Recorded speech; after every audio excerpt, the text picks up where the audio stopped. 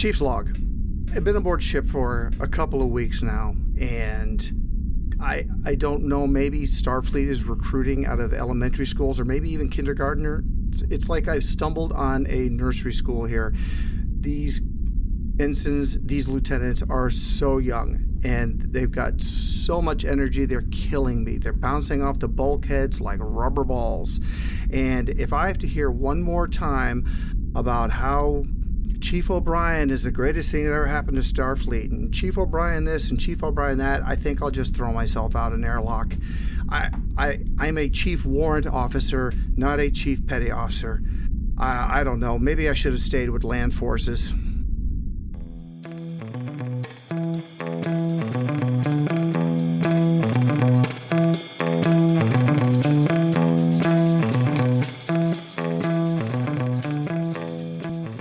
Welcome back to another episode of Captain's Log Supplemental. My name's Rob, and I'm joined, as always, by my two friends and co-hosts, Stanford. Hello. And Chris. How's it going? Captain's Log Supplemental is a Star Trek rewatch podcast. Each week we cover another episode of Star Trek, marching ahead in chronological order by stardate.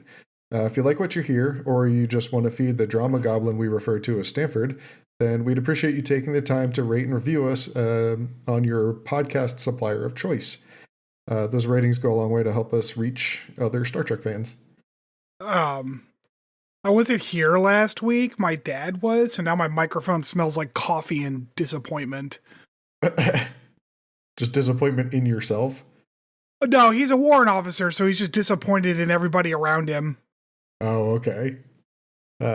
Speaking of disappointment in everything around you, this week's episode was episode 6 of season 2. What a Marauders. What a segue that was. Wow. It's almost like we planned that, but we did not. God. And I'm not gonna lie, Rob, when you told me last week, like, I watched the episode and it was boring, I was like, first of all, Rob is too nice, so this episode's gotta be fucked up. And two, like, I was determined to try to like it because I'm like, I'm gonna throw off expectations. All right. How'd that go? I'm not strong enough. I don't have the strength to try to like this episode. Oh my God. It was just really boring. I don't know. Like, I kept trying to think, like, okay, maybe this will get a little bit better. And, like, we'll get there. But the whole, like, fight sequence at the end, the non-fight sequence, just broke me. It was unacceptable. Yeah, it wasn't great. Yeah. So anyway, spoiler alert, did not enjoy this. Here we go. So we start off with our intro. Apparently space is very dusty. There's a kid grabbing some water for workers on what we find out is a mining facility for deuterium. Mining and refining. They do both here, it seems. And in the distance, we see a shuttle pod coming down from Enterprise. I was very excited at first during this episode because I'm like, oh shit, are we on another desert planet? But there were too many trees in the background. I think it was just like a scrub. Yeah, as I said, scrubland is how I describe it in my notes. Well, they do break out the desert gear again, though. Yes. Yes, and we get to see T'Pol's dumb desert uniform. Well, yeah, I mean, it's T'Pol, so she gets a catsuit. Just sheer white. Yeah, it's like pearlescent, just tracksuit. It also has heels, I noticed, which seems very impractical in a desert. All of her uniforms have heels? I don't know if you've noticed. I have not. Yeah. That seems awful. Mm-hmm. So Enterprise stopped by this planet to pick up some deuterium fuel. Archer is trying to make deals with the locals here, and he offers to help them out and repair some of their pumps in return for some fuel. Trip runs into the kid we saw in the opening scene that we learn his name is Cal, pretending to blast some aliens in the pilot seat of the shuttle pod. And Trip is actually, his relationship with the kid was one of the highlights in the episode for me. Like, he actually, like, hit it off really well. And I was kind of expecting them to, like, just take Cal with them, and that never happened, and I was a little disappointed. Take Cal with why? What? Because his parents were both dead, and he's clearly interested in starships. Like, it seemed like a cool idea in my brain. I don't know. Wrong. Enterprise just kidnapping children. Yeah, wrong Star Trek for that. I guess. Yeah, so anyway, Trip offers to give Cal a tour of Enterprise as long as his parents are okay with it, and we later learn that his parents have both been killed by a series of marauding incidents, as it turns out. So Trip says something a little interesting. Like the plot of the episode is ignorable, so I'm going to ignore it for a second. Trip says something kind of interesting about the tech here, because the kid's like, "How fast do you get this thing going?" And he's like, "I got a quarter impulse." I didn't know what. Like, I knew that impulse was used as a speed metric, but I didn't know what it meant, so I looked it up. The best I can tell is that impulse is every single number below the speed of light. Oh, good. Which, like, okay, that's fine. But if you can book it at a quarter the speed of light, that's a lot of fucking time dilation happening right there. And that's in this, like, tiny little shuttle pod. That's pretty fast. So I don't know if that's actually what impulse is supposed to mean, or if there's some kind of, like, obviously universal understanding of what, like, a full impulse unit is. Well, like, everybody seems to understand it when you're like, yeah, I got him up to impulse or whatever, or go half impulse or whatever. I wonder if it's just, like, half C. Right, and I think that's what it's supposed to be, but also, like, if you're going half a fucking C, like, that's really goddamn fast. Yeah. That's like the sun to Earth in, what, 16 minutes? Yeah. It's no bad. It isn't. Anyways, back to this boring-ass episode. Yeah, so Archer's bartering with the locals, who seem very interested in getting Enterprise and its crew out of their space as quickly as possible. The colony's doctor, after getting invited on board, seems very uninterested in Phlox's menagerie, which disappointing. Yeah, Phlox is trying to be like, you can have some of these critters. Yeah, take this weird alien starfish thing. It's just great. kind of give it some broth or let it feed on arterial blood. It's no big deal. Mm-hmm. It's part of his job anyway. He gives her like an auto suture, which is clearly just like a dressed up caulk gun. Yeah. Like it rattles. I don't trust something rattling the auto suture or anything. Nah, it's fine. You just gotta keep a steady hand. Phlox immediately picks up that their doctor isn't being entirely forthcoming about why she needs some of the medical supplies she's requested. Yeah, she's like, have you ever seen what can happen when deuterium ignites? Can you ignite deuterium? Isn't it water? It's a hydrogen isotope, isn't it? Or helium? Yeah, it's hydrogen, yes, because it's a type. Heavy water is deuterium oxide, is basically, I think is it H3O? No, that's something else. But like heavy water water. Is also called deuterium. But I think its full name is like deuterium oxide. So like I guess maybe when they refine it, they're actually getting like the gas itself. Although they're giving it to them in liters, and like don't you need a volume and a density for like measuring gases? Maybe it's just kept at a standard pressure. Oh, like 1/4 impulse pressure? Yeah, you get it. See, its pressure is equal to a quarter of the speed of light. That's a fucking dead ass gas. Although I did like, because I'm like, I don't know. I don't know if they actually explained where they're getting. So theoretically, deuterium, I guess, is just the hydrogen. So they could get it from somewhere other than heavy water, because we get deuterium here on Earth from heavy water. We can just harvest it straight out of the ocean. We do it all the time. Mm-hmm. So like, I guess they're getting it from something else, because they have these ground pumps that are clearly pumps, but they're also like, they've got burn off valves at the top, which is something that you use when there's like some sort of, usually like methane or some kind of other gas that you don't want to build up. So you just burn it off as it comes out. But that didn't make any sense for like something that's just pumping water. Maybe some of it evaporates on the way out. Well, they're clearly thought to be explosive, so. Yeah. Yeah. Convenient plot device. Archer is sharing some similar questions and concerns that Phlox has, and along with T'Pol notes that the camp is in shambles and disrepair, despite the fact that apparently deuterium is very valuable and refining it is difficult. Back on the bridge, Travis picks up another vessel dropping out of warp. It's a Klingon vessel with 12 crew aboard. I found out while researching for the deep dive, this kind of breaks some Star Trek canon, because the original Bird of Prey was supposed to have been, it somehow came from the Romulans, and it's part of the reason why it has cloak.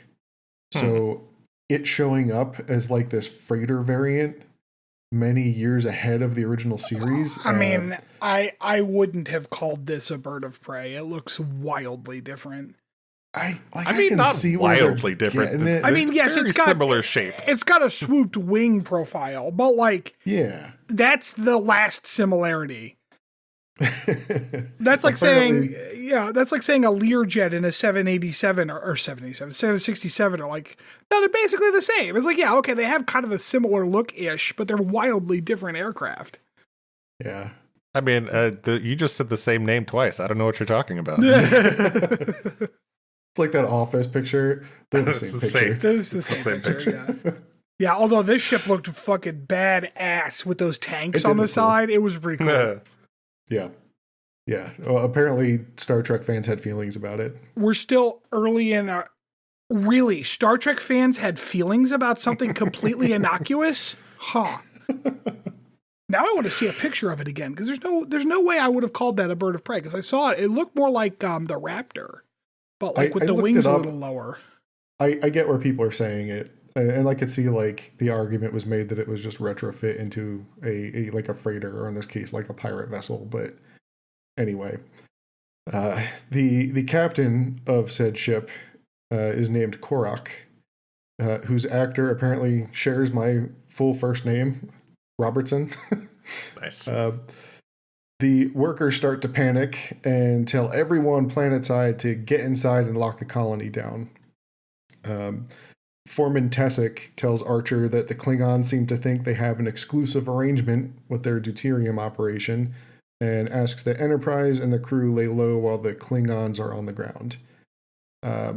There's a haha joke for Vulcans about T'Pol having good ears when she's listening in on the conversation from inside of a tent. Okay.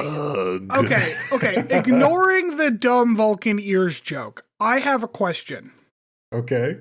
Aren't they all using a universal translator right now because none of them speak the language of any of these people? I don't think so. Because at this point, there is no universal translator. Well, I mean, there is, but it's not reliable. Like, that's why Hoshi wants to. So these random deuterium miners and the Klingons are speaking like Earth English? No, it's just one of those things where we've already established that they came up with a thing that sometimes works, and they're done talking about it, so now it's just assumed. Right. Okay, so that's fine. So let's assume that the universal translator is how they're all able to talk to each other, right? That does not affect how T'Pol's ears can perceive the conversation at a distance. Either the universal translator is picking it up, or it's fucking not. Unless they're like, well, give T'Pol the good one because she's got better ears, which doesn't make any goddamn sense. You do it the other way around. So Look, like this fine, okay? line was fine. so stupid. It's fine. fine. It was weird. It's lazy is what it is. It's a lazy joke. And it's lazy show continuity. Never does lazy jokes. I don't know what you're talking about. But I guess like it's just it's just indicative of the themes of this entire goddamn episode. Yeah. Korak, as it turns out, is not happy with the colony's production delays, and Archer, for once, shows a modicum of restraint and keeps Trip from running out to take on the Klingons after they start roughing up Tessic and his friend. Our little boy's grown up. Mm-hmm. Korak gives Tessic 4 days. Doer now? With a question mark? And a shrug. Korak gives Tessic 4 days to pump and make up the shortfall. And Trip's jaw drops when he finds out the colonists lost a fight against the Klingons despite outnumbering them so heavily. Like, at this point, do they not understand how much stronger Klingons are than most other sentient species that they've met? I mean, there were 9-1. Like, it's a lot. It's a lot of people. Yeah. Yeah, but they're not, like, trained in combat. At least not yet, anyway. Yeah, but the Klingons also just beam into the fucking middle of the square all, like, full of themselves. It wouldn't take much to just, like, throw a rock at them. Like, while they're beaming. They do that later. Yeah, they do. A couple times. Yeah, and unfortunately, they can't use the tactically superior method of climbing on ceilings. We're going to get it because they're out in the open. No ceilings to climb on this time. Archer and T'Pol head back to the shuttle. Trip stays back to explain to Cal why you can't just blast every starship out of the sky that you have a disagreement with. Said Trip tries to explain universal politics to a child. Uh-huh. I do like the Bugs Life plot we got going on here. Yeah, although, like, I don't know. They said, like, we have to get through the winter. They come every season, yada, yada, yada. Is deuterium mining, like, season? Did they have to plant a crop? Like, what is the seasonality of it? They mentioned something in the beginning of the episode where he only has, like, 3 months or something like that to, like, get it before it gets too cold to extract, I guess. Yeah, they said the winters on the planet are very harsh. They said they're mining deep strata. It's very cold down there. Shut up. It's a cold strata. All right, well, what do I know? It's a cold strata. I'm not a fucking geologist, I guess is what that is. Is that what that is? I don't even know. Uh-huh. Accurate. A geologist. Archer Knowles starting over the colonists' mistreatment at the hand. Wait. Oh man, I think. Sorry, I messed up my notes. Edit this out. Is this where Archer wants to name drop Clang again because he has one move with the Klingons? Yeah, basically. No, they also like saved that one ship from the gas tank. Yeah, but they used Clang to do that too. So I think that's that one's used up. Yeah, it's used up. Yeah. Oh, I think I figured out what I did with my notes here. So Archer's starting a war over the colonists' mistreatment at the hang of the Klingon Marauders. And T'Pol actually is on board with, like, wanting to help the settlers stand up to the oppressors, but points out the fact that these guys clearly aren't Klingon military, and talking and using Clang as, like, some sort of political, like, capital isn't going to work because these clearly aren't Imperial soldiers or anybody important, you know? So, which I get, but doesn't that kind of undermine their entire purpose about this discussion in the first place? Because, like, question, why don't we just shoot them out of the sky? Answer, because we don't want to start a war. Question, well, we've got all these name dropping we can do with the Klingon High Council, so why don't we do that? Answer, because these people aren't with the Klingon Empire. Doesn't that mean that this won't start a fucking war then? Look, you and your dumb fucking questions. Jesus Christ, get the fuck I out of don't here, know okay? who wrote this episode, but, like, they did not try. I don't think they thought a lot of the consequences through. And like, we'll get there at the end. This episode, oh my God, never mind. Keep going. Fuck it. I'm going to drink. Okay. Archer returns back to the surface and helps Tessic fix a crawler while also giving a little pep talk about staging a revolution here. That crawler's never going to work again, by the way, because Archer was told to turn something away, and we all know how he almost blew up Reed doing that badly, so. That is true. Uh-huh. Well, you know, he didn't get to have any, like, weird conversations to take his mind off of it to make sure he did it correctly. That's true. That's true. Archer also got to lay down the teach a man to fish line, which I'm sure he was super proud of. It was, like, said with such sage wisdom. He was just he's like, oh, fuck, I'm going to blow his mind right fucking now. And to Archer's credit, the actor who played the other guy definitely had a face of like, oh my God. It's like, are you the Dalai Lama? What the fuck? Just kind of, Jesus Christ. I like that they're on a desert planet. It's like, let me tell you this phrase about water. I didn't even think of that. That would have been funny if that guy was like, what's a fish? Yeah. Again, just comedy gold they missed out on here. See, Malcolm joins the team planetside to examine the settlers' firepower and have a discussion with them on tactics. They settle on setting up an ambush for the Klingons and rigging the wellheads to blow right under their feet. Like, did you hear the plan? Have y'all ever seen the movie Blazing Saddles? Yes. Yes. Okay, and you know how at the end they defeat the Marauders by like moving the town a mile to the left or whatever? Yep. That's literally the plan here. They moved the settlement over a little bit so that the Klingons would accidentally stand on some capped wells. Yeah, I think it was like 50 meters. That's the dumbest thing I've ever heard. There's a reason that Blazing Saddles used that as like it was a joke, people. Like, it wouldn't work. No, it's fine. It wouldn't work, too, because, like, these Klingons have been here before. And they're not, like, eyeballing a landing or whatever. They're using precision transporter technology. Wouldn't you think they'd be like, hey, you know what's weird? Is that, like, when I put in the transporter coordinates, it's, like, not in town anymore. How about shut up? Yeah, I guess that's what the Klingon said. Yeah, so cue the Mulan, we're going to make a man out of you training montage. Oh my God. Reed brings a couple of the settlers aboard for some firearms training. Hoshi manages to figure out what the problem was and corrects their poor aim for them. My note here is that advice is completely worthless, Hoshi. Thank you. Yep. We get a little bit where Trip is sharing his reservations about the plan with Archer. Apparently Archer just doesn't like bullies, and that's the whole reason they're doing this. Yeah, he's Captain America. I don't like bullies, and I don't like you. Yes, it is, actually. Yes. Yeah. Oh. Fairly early in Voyager, too. But another thing, too, like, because it's like, how are we going to beat the Klingons? They're better warriors. It's like, well, they don't, they're not, to Paul's like, they're bad at tactics. I refuse to believe, like, that a society built on warfare is bad at tactics. An interstellar warrior culture is dumb to begin with. Don't get me wrong, but assuming that exists, how would they be bad at tactics? They would literally have been bred for this shit. Like, I mean, maybe if they only ever fought themselves, but they don't. They conquered half the galaxy or half the quadrant or whatever, right? Yeah. Oh my God.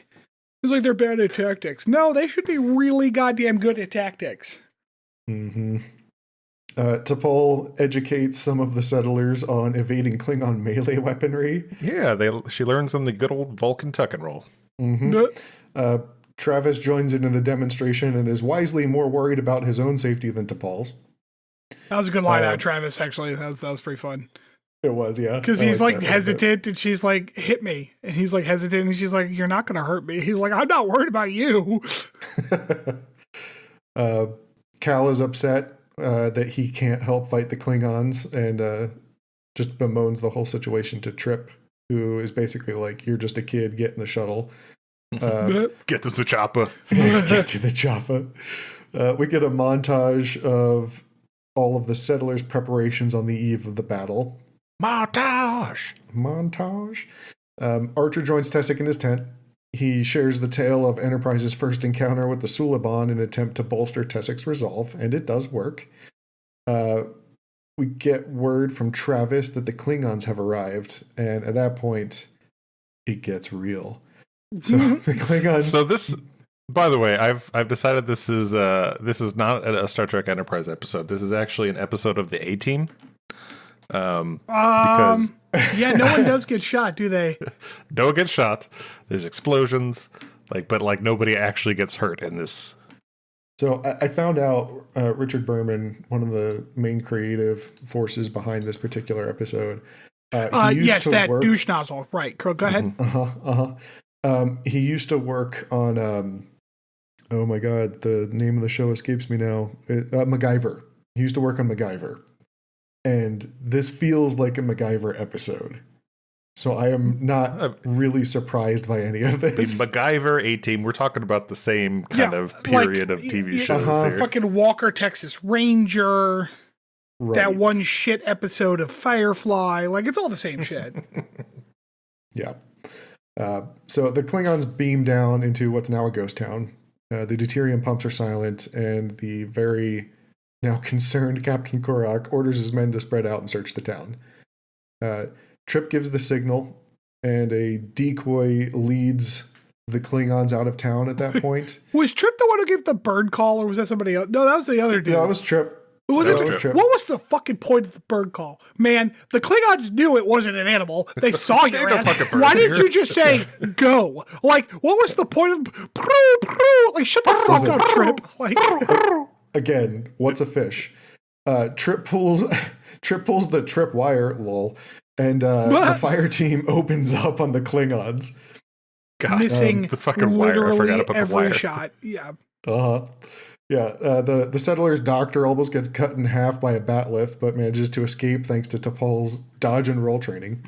Mm-hmm. While Reed shoots at them with a light-based weapon with a scope and misses every single shot from like 6 feet away. Yup. Like, man, he's a very bad shot. Although, to be fair to them, these Klingons are fucking terrible. They are really bad Klingons. Now, the batleth is, in general, not an effective or smart weapon in any way, shape, or form. But, like, you'd think they get lucky at least once. Yeah, I get the impression that the Klingon just bodily strength plays a large role of why they're successful in combat. That definitely helps when there's spaceships. Mm-hmm. Sure. T'Pol saves Tessic with a Vulcan roundhouse kick and then some scissor legs. She's like a jump kick. It's pretty badass, actually. Mm-hmm. Yeah, again, you always have to use both limbs in any Starfleet like fisticuffs. You gotta use both. Yeah. One hand punch? Hell no. The Klingons start making their way into the hills after they spot everybody hiding poorly out in the hills. But they're being led in the wrong directions. So at this point, this is where this whole scene just breaks down for me. The entire group... This is where it breaks down for you? Yeah, it's so bad. Like, no one's shooting at each other at this point. They're all just looking at each other. And they're just walking towards the one force, right? So what do? They just all kind of like start crouch walking down the hill a little bit. And everybody just sort of shifts. Like as one big unit over to the other side, just to position them exactly where they need to be, standing on top of those deuterium wells. It was ridiculous. Yeah, that was the thing that happened. Well, I was also confused. Like immediately before that, they just all of a sudden drop all of their like knives and batleths and everything. I'm like, why did they drop those? I don't understand. Why did we drop those? Right, and. The part that just blew my mind was they recorded them walking. They recorded all of them just walking. Like all they had to do was show them go off screen, cut to them being in the right place. But no, they just had this awkward standoff where everybody's just kind of shuffling to the right together. Are you alive over there? What is happening? Mariah, what are you doing? Mariah. Our producer has decided that we need to have a direct ear into whatever she's doing. There you go. Oh, she just beat it herself. Yeah, so the show got so boring. Our producer went and did something different with her time. Now that the Klingons are appropriately staged, Archer has them blow the wellheads right under their feet. My note here is to a burning ring of fire. My note here is, oh no, a little bit of fire. Yeah, yeah. I'm sure their leather won't prevent them from taking any damage whatsoever. Literally, like a simple like long jump from a standing position would have gotten them across the fire. No, they would immediately immolate and die. Shut up. Mm-hmm. Would you see the off-gassing from the deuterium? It's much more flammable and will instantly kill you immediately, so shut up. Oh, okay. Yeah. Well, I didn't realize it was that kind of fire. Shit. No wonder they power spaceships with this shit. The now emboldened Tessic walks up, confronts the trapped Klingons, and sees them off with a strong talking to. Who still have guns, yes. Still have guns. Listen, that Klingon could have shot Tessic right in his face. You can't fire disruptors through fire. Everybody knows that. Oh, man. Yeah, see, no, that offcasting for the deuterium we were talking about before, it would actually reflect those pulse blaster whatever thingies right back in there, and they would die. So they had no choice. So shut up. God damn it! Yep. Also, did they just like start a fire among their entire deuterium reserve? Like, is it just Centralia now? Absolutely. So the Klingons, after being, successfully dishonored, are totally never going to come back ever again and board their ship and then leave. Yeah, I don't know why the Klingons didn't just fire a fucking torpedo at the site as soon as they got back aboard. Or they could have just while they were in the fire, I don't know, like beamed out of it pretty easily. Mm-hmm.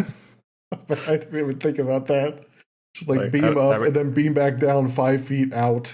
Yeah, they beam out of it, just beam back down and then shoot everybody. I don't know. Uh-huh. So after the engagement, Trip finds Cal back in the seat of the shuttlecraft. And this was really when I thought, okay, we're now getting a kid on board Enterprise. But instead, God, thank God they didn't bring a kid on the fucking Enterprise. I would be able to handle another Wesley Crusher. Oh, man. Shut up, Wesley. Shut up, Cal. So, Trip winds up giving him the schematics to the Enterprise, which I feel like that would be... I didn't even notice that. He's like, here, kid, have some government secrets. Yeah, exactly. Tessic winds up giving Archer 10 times the deuterium they asked for, thanks to all of his help. And Enterprise, says thank you, throws everything on the shuttle, and then flies off into the sky. You'd think the shuttle doors would be automated, but they have to, yank those bitches down. Yeah, they do. Like a really awkward angle. Yeah. So, I know we've already kind of spoiled 1 out of 5. Here. The only reason I didn't give it a 0 is because I can't necessarily say it was as bad as Threshold, but I will say I would rather have watched Threshold because at least the acting is better. Impressive. This was shit. This was a shit episode. Yeah, 1 of 5 for me. Absolutely. Yeah, I was leaning to a 2 out of 5 until the end, and I was just thoroughly disappointed. So also 1 out of 5. This is by far the worst episode we've seen so far. The problem with it too is it's a cliche episode to start with. And I've said this before about writing, and I'll say it again because I've got 1 book published, so clearly I'm the expert of on how writing works. But if you're telling a story, you could do one of 2 things. You could tell a novel story in an okay way, or you can tell a tired story in a new and refreshing way. And this told a tired story in a shit way. If you're going to laze out and do a standard plot, you have to spend your creative energy in a different aspect of maybe there's some fantastic characterizations going on, or you put some kind of twist on it, or, we spend the time really finding out a lot of good information about Trip or whatever. Fine. But none of that happened. And they spent so much screen time on the fight as if it was this big dramatic moment when it looked like high schoolers in an art project. They're just kind of shuffling about. So do you know what movie or movies inspired this episode? I'll say what they were going for. Seven Samurai? Almost 7 Samurai. Yep. Oh, it was almost any Western. Yes. Well, it was actually a reference that it was the Magnificent Seven, which is a Western, but that of course was, 7 Samurai in a Western. Right. So, which is super disappointing because this was a terrible version of that. Yeah. Ugh. And it's the kind of shit, Swiss Family Robinson did this shit and they did it better. God damn, it was just not good. It was just not good. It's not worth, I would not recommend anyone watch this. Skip this episode. It's awful. It was just disappointingly bland. And nothing happened to progress any kind of substantial character or seasonal arc of anything. It was just landing, we need a MacGuffin, We didn't even, Jesus Christ, we didn't even get to see them talk about needing the MacGuffin. They just show up needing it. And then at the end, they have it. Like, there was not even any lead up. Yeah, well, you know, it's one of the reasons I'm not super upset we don't have like 25 episode seasons anymore in modern TV, because you do get this. Sure. Just yeah. it's a filler episode. Yeah. Yeah. But like, I would argue that,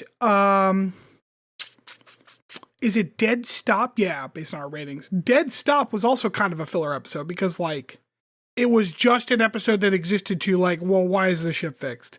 But like, it was a self-contained little story that did a good job. It's one of the best episodes of the show so far. Yeah, it was an interesting little bit of sci-fi. Right. Whereas this was just like, we need a story. Oh, fuck, what movie did I watch last Thursday? Seven Samurai. Okay, let's do that. Let's do that. Let's do that. Indeed. All right, we're going to take a break here, and we will be back for this week's deep dive. Fucking Marauders. God damn it.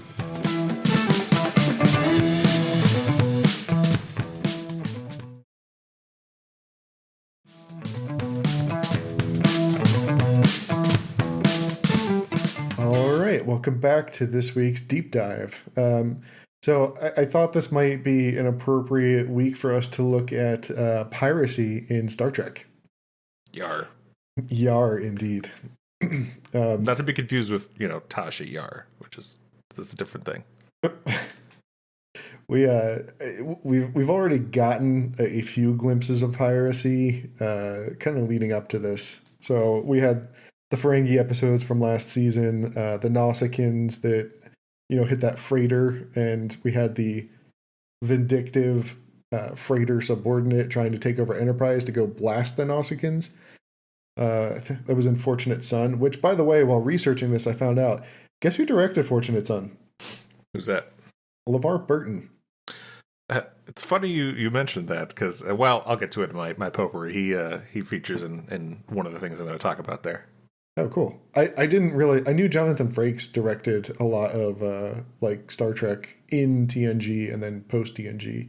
I didn't realize that LeVar Burton also did. That's pretty awesome. He did a number of episodes as well, yeah. Very cool. Yeah, so Pirates. It kind of seems like there are... and this might just be the simplification of Star Trek storytelling, but it seems like there are specific species that are given like predilections to like piracy in general. Okay. The Nausicaans, the Orions, that kind of stuff. Yeah. Mm-hmm. Yep, exactly. So there's also some recurring pirates that we wind up seeing in a couple of seasons. So one, the Nausicaans, like we saw in Fortunate Son last season. Two, as you had mentioned, Stanford, I think the stereotypical pirates everybody thinks about in Star Trek are the Orions, right? I guess the Orions were they more heavily in TOS? Because they only show up a handful of times. They were on TOS a handful of times. I think that the animated series has an episode where they're specifically like called pirates. Oh, okay. And then it later becomes like a recurring theme in like Lower Decks. Discovery has a lot about the Orions too in season 3 or 4. Yeah, there's the what episode was it? We'll Always Have Tom Paris episode of Lower Decks where Tandy I just don't see it. Yeah, Tandy winds up going back, and I appreciate that they have the callback to that then with the Strange New Worlds Lower Decks crossover episode. Those old scientists. Where the Orions are like labeled the scientists that wind up, saving them. Right. That was pretty cool. Aside from that, there are the Breen Privateers. That's right. They do show up in that one. I forgot about that one. I'm sorry. Go ahead, Rob. Okay. Aside from that, there are the Breen Privateers that are active during the Dominion War. Yeah, the Breen. The Breen. Yeah. I don't remember the Breen. They're the ones. They look like the bounty hunter costume that Princess Leia wears to go rescue Han Solo. They're the ones who look like that. Yeah. Oh yeah. That's exactly what they look like. Yeah. Like I'm pretty sure that's the same helmet. There's a picture, there's like a side profile silhouette picture of that helmet on Memory Alpha. And at first I thought I was looking at a screenshot from Return of the Jedi. Like it's kind of because incredible. it's also in a cave. Yeah. Uh-huh. There are the Kazon from Star Trek Voyager. Again, a more warlike species. It sounds like the Voyager writers were trying to frame the Kazon in a similar light to the Klingons, just not as organized. Yeah, they were more clanny. Like the Yes. Klingons are also clanny, but the Kazon didn't really have like a main leader. They almost felt like they were supposed to be the post Genghis Khan Mongol clans era. Like that's what they felt like. When I was reading up on them, because again I don't have a ton of exposure to Voyager. When I was reading up on them, the writers were trying to play up on the fears of like gang warfare in the U.S. at the time. Jesus. Or at least that's how it was interpreted. What a dumb. Okay. Yeah. The Kazon were supposed to be like gang warfare. Okay. It's one of those things where it's like, can white people just stop making things then? Like, if we're going to be this embarrassing, can we stop? Like, that's fucking awful. Speaking of awful stereotypes in Star Trek, the Ferengi. I guess, are they pirates? I mean, they take over ships and then steal stuff and sell people into slavery. I mean, yeah, they can be pretty piratey. Yeah, I guess so.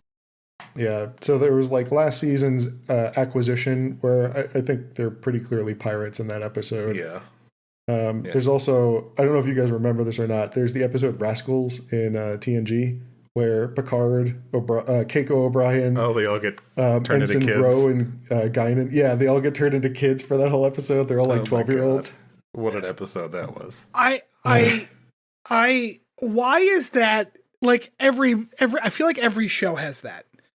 It must be boomers, man. Ernest Borgnine makes one Cocoon movie and they all lose their goddamn minds. Ernest Borgnine. I haven't thought of that in a while. There is another TNG example. I called them the Tomb Raiders. I don't think that the group had an official name. At least I don't remember them having a name. There's that two-parter Gambit, where you've got that Vulcan extremist masquerading as the Romulan trying to hunt down like the psychic weapon, super weapon thing. Yeah. They wind up kidnapping Riker, and they have that weird standoff with Picard in the cave. Yeah. Yeah, I know what you're talking about. Yeah. And then on a smaller scale, you've got Captain Angel. That was the Serene Squall episode of Strange New Worlds. Blanking on that. Wait, what happened in that episode? It was where, she's a very charismatic pirate captain that winds up coming aboard and trying to get Enterprise to go and investigate some piracy in a relatively, sequestered sector of space. And then she winds up trying to take over the ship. Okay. That was the episode where they convinced her crew to mutiny against her. Classic Star Trek politics. Yes. That guy's a jerk. You should kill him. Yep. Yeah. And then who can forget Harry Mudd? I was just about to ask if Mudd was going to be on that list. Yeah, I would say yes. He's at the very least a delinquent. I don't really know how to qualify him. Yeah, I'm not sure if he counts as a pirate. He doesn't really. I guess he steals ships. He doesn't really steal ships, right? That's not really his thing. I guess. So, did you? You may not be as familiar with this one, Rob, but there's a fairly large plot point in the third season of Picard, I think. Yeah, the last season, which involves like this pirate queen person. Chris, do you remember her? In what? I'm sorry. What now? In Picard, like the last season. Right. Yes. Mm-hmm. She's actually pretty cool. Yeah. And this is where like I know it's a science fiction trope to have an entire species be defined by like one thing. Right. Piracy is a pretty bad one. It is. So I was thinking about it as I was researching this. So in order to really have space pirates, you already have to be a very successful, at least interplanetary spacefaring civilization to, one, have the resources that you're hauling be worth enough to actually pirate, and two, have like ships sitting around that aren't owned by some sort of governmental entity. Right. You need to have enough. You can then use. Right. You need to have enough technological shed, right, for people to pick up and use in that way. Right. And one of the things that was mentioned was that piracy doesn't really seem to be a huge problem in the Klingon Empire or the Romulan Empire, mostly because the Romulans don't trust anybody and keep a tight lid on things, and the Klingons seem to not want anybody kind of shoving in on their turf. But like... Well, I don't know. A discussion over whether or not the Klingons have a lot of piracy. So I guess my question then would be like, what constitutes Klingon piracy? Because there does seem to be a fairly firm culture of like, if I'm strong enough to take your shit, I get to take it anyways. Right. Does it count as piracy if that's just like official like Klingon code? Because it is it is piracy physically. Yeah, I feel like at that point, all of Klingon is piracy. Yeah, you're just like a self-certified privateer at that point. Right. So it's like no one pirates in the Klingon Empire. It's like because they're doing it to themselves. Like you don't need to. Who else needs to go in there?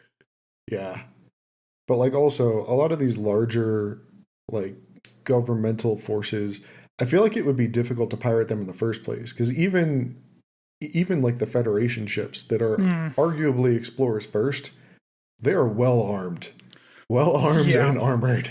Although, and this kind of brings us back to the question that we had when we were talking about the Ferengi and like what are space empires even trading? Like, what are they hauling that gets pirated, right? Like dilithium, okay, I get that. But like, that's it. That's the only valuable thing that isn't like within just a nothing's distance of every planet, right? Because there's not like there's any metal or gold or whatever that's needed. Right. Manufactured goods? Yeah, but like... So that actually gets brought up in both of the Ferengi episodes that I was thinking about during this. So in Acquisition and Enterprise and Rascals and TNG, they both make the same claim that basically pirating the ship was a net loss. So they invoke the right of salvage, which is where they basically strip the ship clean and just sell off whatever they can, including the people. So I think that they realize that after the fact, there really isn't enough to make it worth pirating. I guess, because right. Like the Ferengi were surprised that there wasn't just like a horde aboard Enterprise because they just expect there to be. But also like, so, and this is one of those things where it's like, what are we trading? Because pirates operate historically, and it's supposed theoretically in the future, they operate on trade lanes, right? Because piracy isn't worth it if you don't know when a score is going to show up. So you need to like float around where there's enough traffic for you to like actually successfully pirate something, right? So like, yep. What are the travel lanes that are being pirated, and what is traveling those lanes? Like again, dilithium, I get. If you're saying that all pirates are pirating dilithium, I'm going to call you a liar because like, if it's the only thing you're traveling with, why wouldn't you arm the fuck out of it? But like, okay, I guess that's fortunate son. Sure. Whatever. But there's nothing else worth like hauling on a regular basis inside the Star Trek universe. Gold-pressed platinum. We know this exactly, and that's exactly my point. Like, we know this because the Ferengi had to make up a fucking currency that is literally worth nothing except as a currency because there's nothing that's valuable. So why are we hauling anything? Well, I know it can't be replicated. Can latinum be transported? Yeah. Yes, which is a very interesting question because how does that fucking work? Yeah, my dad and I were talking about that. It's like, if you could transport latinum, why can't you replicate it? Yeah, that's interesting. Plot reasons. Shut up. and like I want to be like I could theoretically like if you set the transporters up as some kind of like, it's not actually a computer doing the math. It's some kind of physical phenomenon that you're tapping into. Horseshit pseudoscience, whatever. But the problem is that like, also there's the buffer, but maybe the buffer is just energy patterns. So you don't need to do the math on that. But also like they can do things to your pattern and stuff. So obviously the computers are getting the data, which means that yes, you could just fucking make Latinum at the replicator. What is the issue here? But plot reason, shut up. You can transport dilithium too. Like a really savvy captain, they could keep all of their like dilithium hoard in the transporter buffer, and then you don't have to worry about it getting stolen. So you know what's funny about that? There was an episode of Voyager where they were traveling through some space where like telepathics were highly illegal. So during their inspections, they suspended every telepathic crew member in the transporter buffer, and then the inspectors went through, and then they would bring them back. Mm-hmm. Oh man! And that alone is like, again, why are we hauling anything if we could just like transporter buffer everybody? Store it as energy. Yeah. Yeah. Like, Man, that would be like, you know, I'm sorry for the pun here, but like a gold mine for smugglers. You don't need smuggling compartments anymore. You just keep them in the transporter buffer. Right. But now, to be fair, I think like the Delta Quadrant didn't have a lot of species that were able to transport. So it is possible that that species, if I recall correctly, did not actually have transporters. So they didn't understand what they were looking at. A species with transporters would have been like, hey, what's all this power in these transporter pylons sitting here in the cargo bay? Nothing. Yeah. I like how this devolved into a why the economics of Star Trek are dumb conversation well, but like, again. And like, of course it did. And I'm not even saying it's not a devolving. Like, that's what piracy is. Piracy is an economic phenomenon. Right. Because that's where piracy comes from. You don't pirate just because you're hungry. You pirate because somebody is successfully doing something regularly that you can tap into. Right. Yeah, this research made me appreciate Stellaris a lot because I didn't think about it until I was researching it, and I came to that same conclusion, Stanford. At the beginning of Stellaris, there are no pirates. You don't start seeing pirates until you get interplanetary trade. And a lot of it, too. Right. Yeah. Yeah, like, which is a brilliant move on the developers. That's like a little clever quirk to it that I never really thought about before, and now I really appreciate. Right. Yeah, because you have to have like trade lanes. That's the only way piracy works. It's the only way it ever has worked. It works right now, you know? Yep. Yeah. So, space pirates in Star Trek. It's a thing. My favorite instances are apparently when they're making fun of the fact that there are racial stereotypes about it, a la Tendi, or when it's just over the top and ridiculous, like Harry Mudd. Mm-hmm. Those are the best. That is what I have deemed. Oh, Tendi, she's the best. She is the best. All right. I think we're going to take another break here, and we will come back for Chris with some potpourri.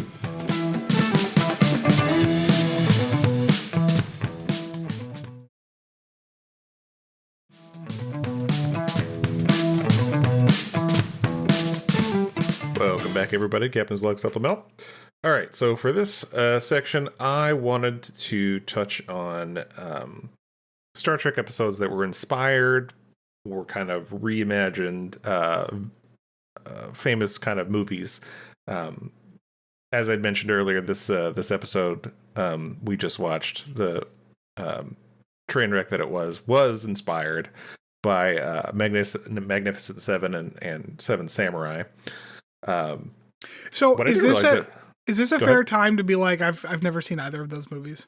Yeah, I mean, look, I wouldn't blame you. They're like, 1960, 1954, respectively, or 51. I don't know. They're old movies. They are. So, not like they're certainly considered classics, but I wouldn't blame you if you hadn't seen them. Okay. I watched Magnificent Seven in a film class I had in college. Oh, yeah? Mm-hmm. What'd you think of it? I liked it. Classic Western. Yeah, classic Western. Although one thing I didn't realize that Akira Kurosawa also wrote for that movie as well. So I thought that was interesting. Oh, that's cool. Yeah. Just for the people at home, because obviously I know who's Kurosawa. What did you say? Akira Kurosawa. He was the famous Japanese filmmaker. He director and filmmaker who did Seven Samurai, among many others. Speaking of Akira Kurosawa, that actually comes into play in my first episode that I wanted to bring up. Rules of Engagement from DS9. In this episode, Worf is accused of purposely destroying Klingon transport with defenseless civilians, and the Klingon Empire wants him extradited back to the Klingon Empire to face justice. In this episode, we see basically events from different points of view. We get the testimonies of Worf and Quark and Sisko and everybody, and we perceive these differences of everyone's story. Not everybody's versions are exactly the same. LeVar Burton actually directed this episode, as I had mentioned earlier. This is going to come into play here. While being interviewed for the 2000s Deep Space Nine companion, he said that when it came to showing the different testimonies, he took inspiration from Kurosawa's 1950 film Rashomon, based on the 1922 Ryunosuke Akutagawa short story in a Grove. I, by the way, know I'm butchering all these names. I'm not great at pronouncing them, so forgive me, please. But basically, in Rashomon, it unfolds after the death of a samurai, and it shows the same type of everybody's different story, points of view not lining up and everything. So it's something that LeVar Burton tried to replicate in this episode. So it is not based on the Tommy Lee Jones Samuel L. Jackson movie. No. Okay. Although that might be based on that movie, I don't know. It's from 2000, so probably not, because I think DS9 ended in 98? What I bet was that might be based on or inspired by that 1950s Kurosawa film. Oh. The second one I wanted to talk about was Frame of Mind from TNG, which took inspiration from Roman Polanski, a controversial director as he is. His film, where is it? Repulsion. In Repulsion, it's actually a psychological kind of horror thriller, but it follows Carol, a withdrawn, disturbed young woman who, that sounds very bad, when left alone in an apartment she shares with her sister, is subject to a number of kind of nightmarish experiences. It focuses on the point of view of Carol and her vivid hallucinations and nightmares as she comes into contact with various men and desires for her. But in Frame of Mind, it opens with Riker auditioning for the lead role in Crusher's play about a man imprisoned in an abusive mental institution. As the episode goes on, Riker kind of begins noticing strange looks from the various different crew members, and eventually he kind of suffers this pain in his head, and he, as he's performing Crusher's play for the crew instead of an audience, he is all of a sudden seeing all these alien doctors who tell him he's not on the Enterprise but in a mental hospital. That episode fucked me up. It's a good one. It's creepy as shit. Yeah, it's a good one. It's a good one. But yes, very, very creepy.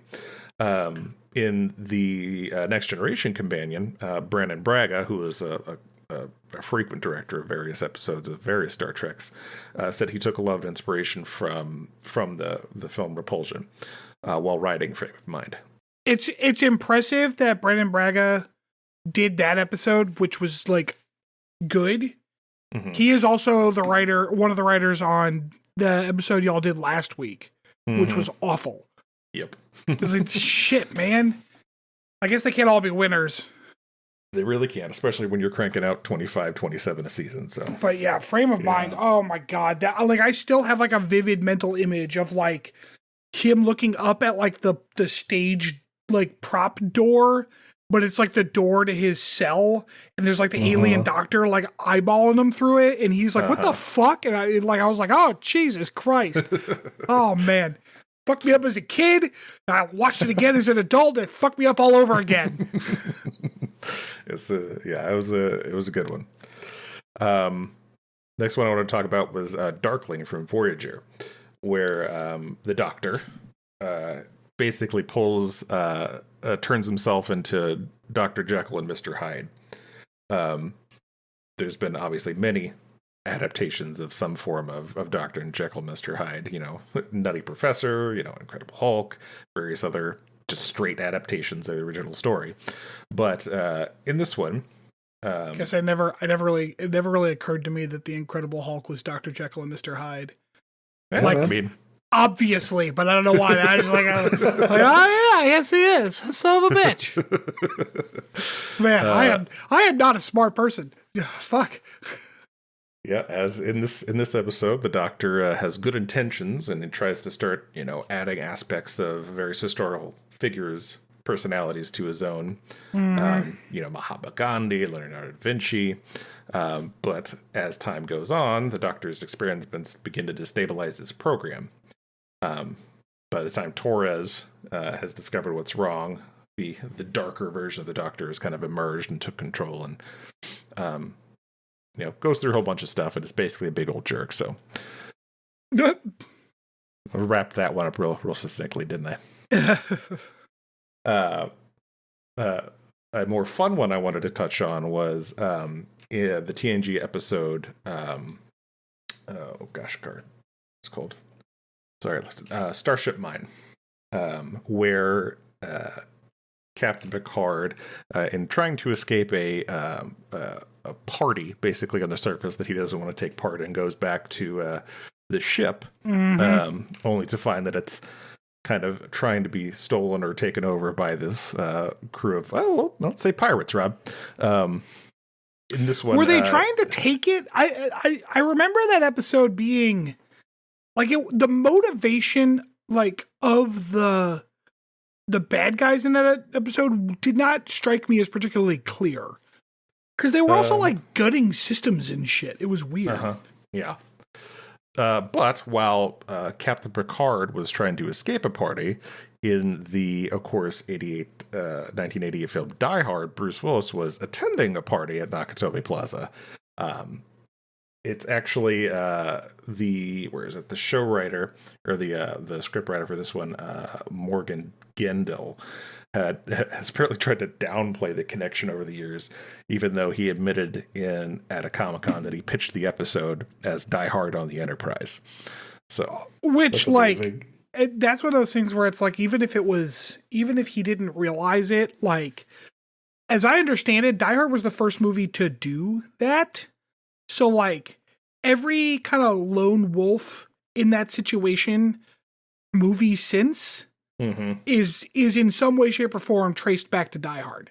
Right, you get the sneaking about the thing, trying to incapacitate or kill the various bad guys throughout the thing. So yeah, it definitely some parallels in that one. Yeah, but also why would he try to downplay that? It's such a classic movie. I feel like you should play into it, if anything. Writers and taking credit for their things, right? There was a while in, I don't know if show business is the right word for the milieu, but there was a while in America where you weren't allowed to be inspired by things. Everything had to be a brand new idea that you just kind of came up with, and so you found that a lot of things were you clearly based this on X, Y, and Z, and the guy's like, no, it just came to me in a dream. It's a coincidence. It's it's okay. You're allowed to draw inspiration. It's no, it's completely original. That's how brains and imagination work. It's all just different ways that you put it together in your head. While I was doing research for this one, I did find the cleverly titled article for this particular one, Yippee-Ki-Yay Earl Grey Drinker. So, yeah. I feel like I had to share that pun. The last episode I wanted to touch on was also in DS9, Empok Nor. At the end of You're fine. At the end of season 5 of DS9. I thought you had some kind of strong opinion about Epoch Nor you were sharing with us. It's like, Chris, I'll take it from here. I meant to mute myself, and instead I just cleared my throat into my mic. Sure. But yeah, in Epoch Nor, Chief O'Brien, who's always struggling to find replacements for the Cardassian station, ends up taking Nog and Garrick along to the abandoned Cardassian space station Epoch Nor. The abandoned same sets, but like with stuff strewn around them. Exactly, 100%. Yeah. So shortly after getting on to the station, the Starfleet people discover that they're being stalked by this group of Cardassian soldiers that had kind of been left behind in stasis. Garrick takes care of them, but is affected by the same psychotropic drug that turned the other Cardassians into killing machines. So he begins hunting and slaughtering the rest of his Starfleet companions. Oh, that's right. Because Garrick is like really, really fucking good at that. So this is actually drew inspiration from the John Carpenter classic, The Thing, with its setting in a dark, remote station, the nature of, a threat forcing acquaintances to distrust each other, pulls a lot of those same themes from The Thing. Was that... Are you quoting the writers on that? Mm-hmm. Okay. Because, like, The Thing was not the first, story like that. Oh, I mean, The Thing itself is based on a short story. Yes, yeah. Mm-hmm.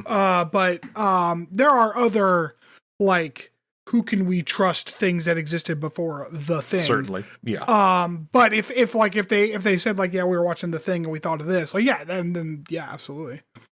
As an aside, I really like the board game The Thing. I think we played that at your house. Oh yeah, forgot about that. Wait, did you? Oh, I didn't realize the two of you played with me. That's a good game. Oh man, I made, speaking of my dad too, I made him so fucking mad in that game because I lied through my teeth and he couldn't prove it. And he was so mad. Oh boy. So yeah, they're certainly not an exhaustive list of Star Trek episodes that were influenced by, famous works, but certainly a fun few to touch on. There's certainly lots of other ones out there. The Borg are often referenced as zombies. In more than one case. And then you're specifically referencing episodes that were based on movies, right? Yes, yeah. Okay, because there are plenty of Star Trek episodes that are based on various books and stories and stuff. Mm-hmm. Or at least parts of them.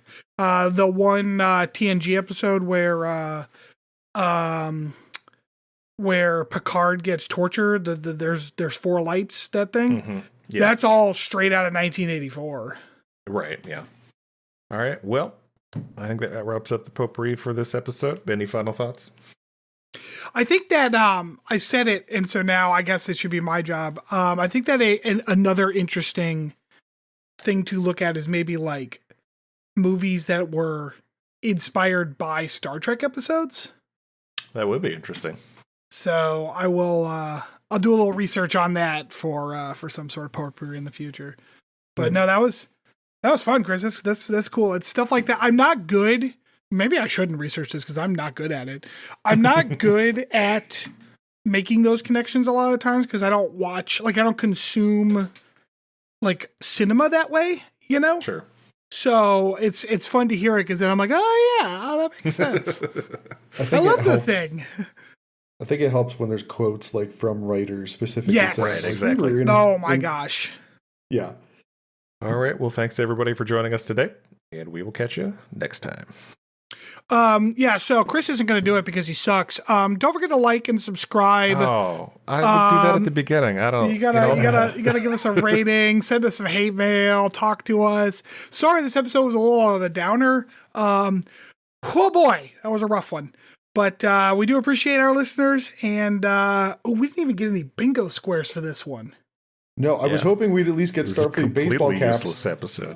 Yeah, they didn't even wear the baseball caps. Didn't even wear the... God damn this fucking episode. All right, we're fucking out of here. Good night, everybody. Bye-bye.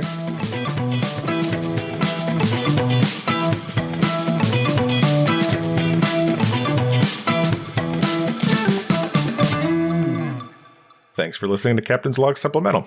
You can follow us on Twitter at PodCLS or send us hate mail at podcls3@gmail.com.